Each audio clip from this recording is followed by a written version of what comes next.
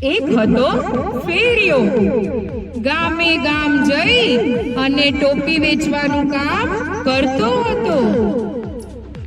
એક દિવસ એક ગામથી બીજે ગામ વીરાભાઈ ટોપી વેચવા માટે જતા હતા. રસ્તામાં એક મોટું ઝાડ જોયું અને વીરાબાઈ પોતાનો થાક ઉતારવા માટે બેસી ગયા.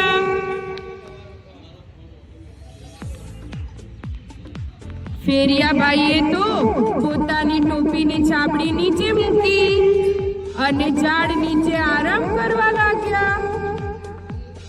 ઉનાળાની બપોરનો સમય હતો.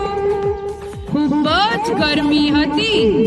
વીરાબાઈને થયું કે થોડી વાર આરામ કરી લઉં, પણ એ તો આરામ કરતા કરતા સૂઈ ગયા.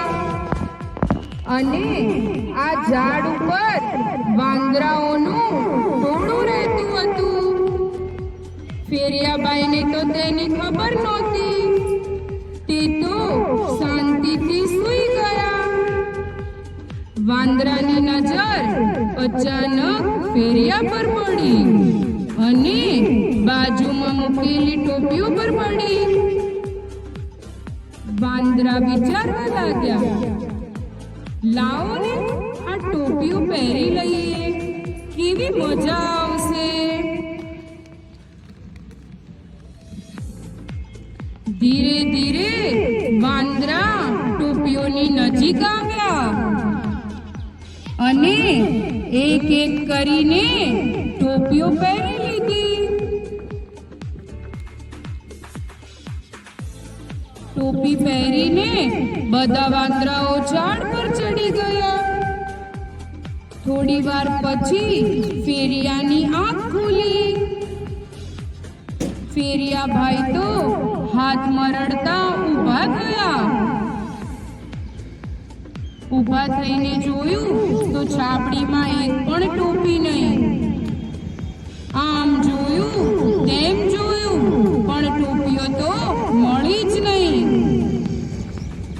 અચાનક ફેરિયાની નજર ઝાડ પર પડી. બધા વાંદરા ટોપી પહેરીને બેઠા હતા.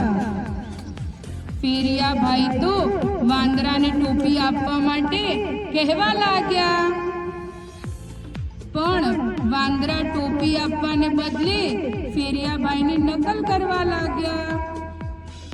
થોડી વાર વિચાર્યા પછી ફેરિયાભાઈને યુક્તિ સૂજી. તેમને થયું કે વાંદરા મારી નકલ કરે છે, તો લાવને મારા માથા પરની ટોપી નીચે ફેંકી દઉં. તેમને ટોપી ફેંકતાની સાથે જ બધા વાંદરાએ તેમની ટોપી નીચે ફેંકી દીધી.